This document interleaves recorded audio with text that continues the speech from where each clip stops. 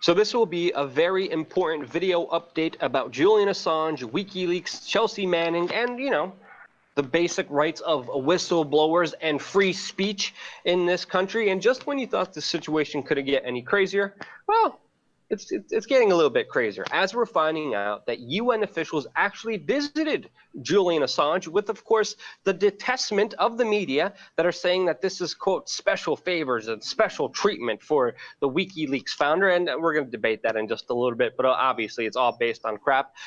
He was also visited by filmmaker John Pilger, who said, quote, "I visited Julian Assange in prison. He has been ill, but his courage is astounding. He is locked up for up to 23 hours. Let no one doubt he is a political prisoner. Fraudulent events in Sweden included. His crime is truthful journalism. Shame on those who feign otherwise." And I do believe John Pilger has a point here, as of course Chelsea Manning also just returned to jail after being released a few days ago. She has been sent back to jail after refusing to show and give evidence in another secret grand jury, which of course most likely is surrounding Julian Assange. She said herself she would rather starve to death than, holy cow, this situation is totally getting out of hand, since of course she already did jail time, serious jail time, for her alleged crimes. Was actually let out early by Barack Obama, but now she is still in jail and most likely will be there for a very long time, as this case will still be unfolding for quite a while, as of course new charges are set up against Assange to extradite him to the United States. There's other charges that are resurfacing from other European countries, as of course Ecuador just gave Julian Assange's computer and his files to the United States. This couldn't be more politically motivated than it already is, Jason, but holy cow, given Assange's computers and files to the United States, I mean, what else do we need to have here to show that this is a direct attack against a whistleblower that shamed the intelligence community? I mean, it's pretty obvious, is it not? I mean, he's in almost solitary confinement. They're reopening a case that had little to no validity whatsoever, which appears to be a setup. The United States should not have access to any of his computers, since the thing that they're charging him with is basically encouraging Manning to hack a password. Not hacking, not accessing government documents, nothing like that. Then Manning, Jason, really quick, that's a maximum 5-year sentence in the United States, just so people know. Maximum 5-year sentence. If what they said was even real, which it is not. It is fairy tales and unicorns so that they can get him and never let him out again. Never have an independent media operation where actual documentation, the raw materials, are leaked and then given to the public. That's the type of thing I'm interested in, and you should be interested in, since there is little to no transparency amongst the power structures of the world. Whether or not they be something like the Panama Papers, Luke. I mean, the Panama Papers has a lot of big business in there. This isn't all about government. This is about global corruption, my friend. Well, they may have him on a technicality. They may have him on some things, but obviously the laws are very vague, and just because a law exists doesn't mean it's right. And this is obviously a very political case, but we're going to see what happens with, of course, new charges, with, of course, the sentence that Assange is already dealing with in the United Kingdom, where, of course, he was sentenced to double the norm, 50 weeks in jail for violating his bail. That's double the standard punishment for his alleged crime, by the way. So again, we're going to see how things unfold. Maybe they have him on a technicality, trying to get Chelsea Manning. Again, we have to look at all the evidence here with a critical point of view. That's all I just wanted to say here. But a lot of the media is saying that he was receiving special treatment. Now, obviously, the United Nations looks like they're investigating this. They're investigating the human rights because, again, We just had Pamela Anderson visit him, and she came out and said he's in a maximum security prison. He's a tech geek. Why is he in a maximum security prison with violent criminals? Again, not being allowed to be let go only for 1 hour a day. I mean, that's absolutely crazy. He's also gone sick. This whole thing is extremely, extremely, extremely politically motivated, and they are definitely throwing the book at him, Jason, to say the least. It is. I can't even believe that people can take Hillary Clinton serious when she starts talking about, hey, this isn't about freedom of the press. Okay, this has nothing to do about freedom of the press. We're getting him because he helped hack something. No, no, no, no, no. This was not espionage. This is all freedom of the press. They don't like a large-scale outlet, again, that disseminates real information to the people, that has never, ever, ever put a fake document into the public arena. And they've all but eviscerated that ability. And believe me, they've been trying to get him for some time. I believe the 2016 election was really the last straw where they really put the wheels in motion, Luke, to do what they've done now. Because obviously all these apparatuses were set up. We know these secret indictments existed. It shocks me that Barack Obama, again, did commute the sentence of Manning. But now it is absolutely shameful, and I think we should play the video of Manning talking here. Absolutely shameful when Manning says, look, I'm not going to talk no matter what. It doesn't matter. I'm not going to go against my principles. And they still rearrest. I will not cooperate with this or any other grand jury.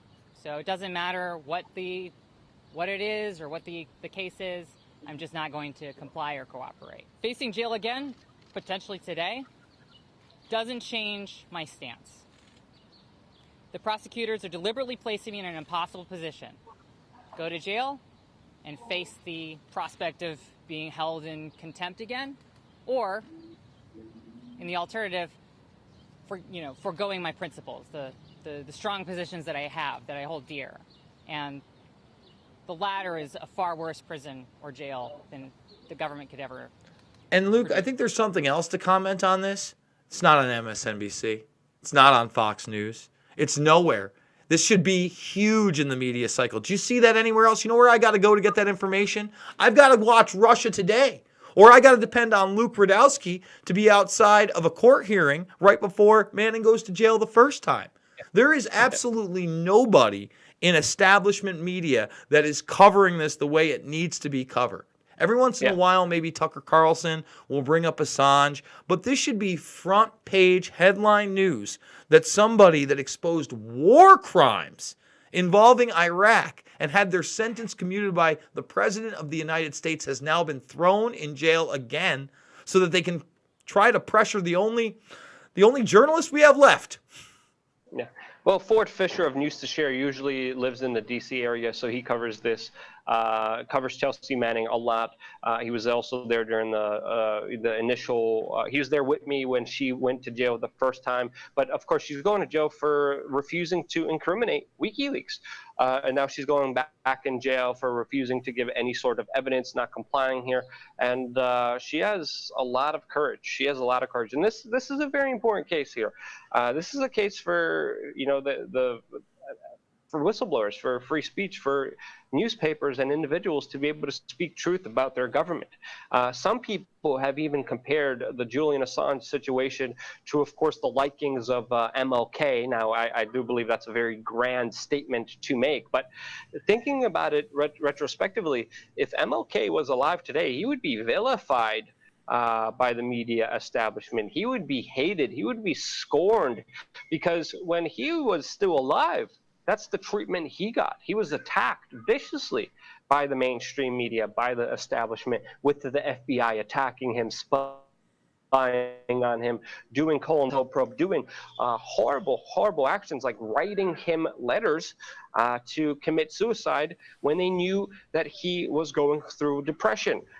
So you have to understand historically, figures like Julian Assange, figures like Martin Luther King were always hated and scorned throughout history. And I think that's important to understand here in retrospect. And one of the few individuals, other than Tucker Carlson pretty much in the establishment. Another person is Tulsi Gabbard. She's one of the other people who said that she would totally drop all the charges against Julian Assange, pardon Edward Snowden, and of course push forward protecting whistleblowers, which is an important aspect of a free society. Because when we look at the work of WikiLeaks and Julian Assange, it's not perfect. There's some things you can be critical of, but they pretty much confronted and threatened the intelligence agencies and their kind of global network of power, of supremacy that they had. This is the own kind of terminology that they use. And that's why they're going after them. That's why they're such big targets, and that's why they're hated by so much. And this is all relating back to the United States, back to the Department of Justice here, run by Donald Trump, allowing this to happen. Donald Trump, again, people need to understand here, he pretty much called for serious jail time for Chelsea Manning. He was one of the people detesting, decrying, being mad that Barack Obama commuted Chelsea Manning's sentence. And this is why we're seeing his Julian Assange's laptop and his computer and all his files going directly to the United States. This is important to understand here in the bigger ramifications of things here, because they're throwing the book at him in so many different ways. Even in Sweden, they're reopening the cases against him, Jason, and that charge and that case in itself, holy cow, there's a lot of misconceptions and discrepancies in those cases, to say the least, as well, Jason. Yeah, no, this is a real-world political prisoner. They're going to try to get him on anything and everything they can, no matter how thin. And we better buckle up, because if we're not willing to speak out as a people, this is going to continue to happen. Julian Assange is really the beta case. Can we somehow find a way to get a journalist who lives in another country, who's never sensationalized anything and given out core documentation to the public? Can we get him on lies and spin? And so far, Luke, after him spending how long in basically an Ecuadorian prison, we can call it an embassy, but it was a small room where they caught him skateboarding. That bastard was skateboarding in there. He had some dirty dishes. I mean, when that's the best you got to smear somebody who's done so much for all of us, and we can't even get out in the streets, we can't even decry Trump, who says, love the WikiLeaks, can't get enough of the WikiLeaks, can't wait for the WikiLeaks to come out on the way to being the president. And then when confronted with the reality of what's happening with Assange, he says, WikiLeaks, it's not my thing. I don't know much about it. It's a real problem, folks, and we got to address those problems. We're doing 4 videos a day across 2 separate platforms. News for a change, we are change. And make sure you're subscribed, you thumbs this video up, you share it on social media, and you get out there and you start talking about Julian Assange. You start talking about Chelsea Manning. You start calling into mainline talk shows and Tomorrow's News Today and demanding they cover this issue, because it's a really important one. We'll see you guys soon. Thank you so much for watching.